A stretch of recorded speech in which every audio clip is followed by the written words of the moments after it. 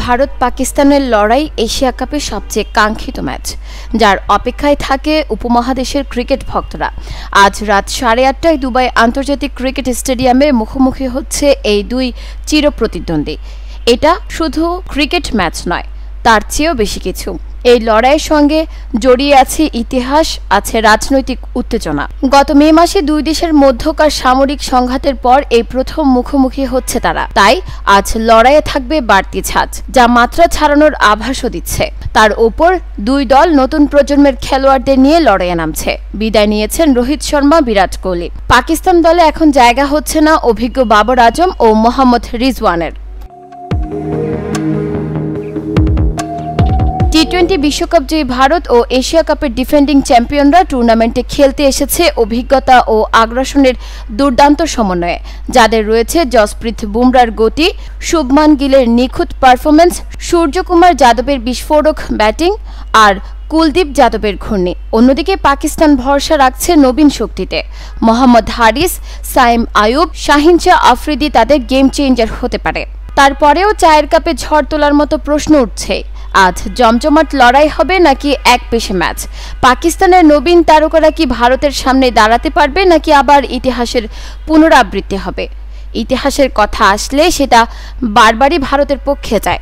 ভারতের বিপক্ষে পাকিস্তানের সর্বশেষ জয় আসে 2022 সালের এশিয়া কাপে। বাবরদের 5 উইকেটের রোমাঞ্চকর জয় এখনো ভক্তদের মনে গেঁথে আছে। কিন্তু সেই সাময়িক সাফল্যের পর থেকে পুরোপুরি ভারতেরই আধিপত্য ছিল।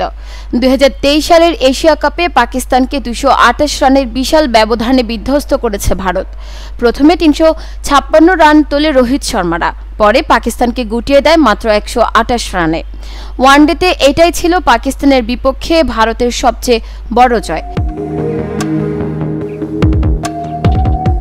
একই বছর ওয়ানডেতে বিশ্বকাপেও আহমেদাবাদে এক পেশে ম্যাচ জেতে ভারত। গত বছরের টি-20 বিশ্বকাপেও ভারতের কাছে হেরে বসে পাকিস্তান।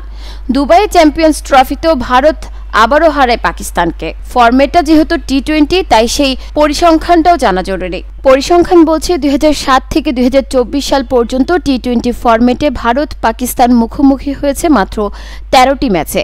সেখানেও স্পষ্টভাবে এগিয়ে ভারত।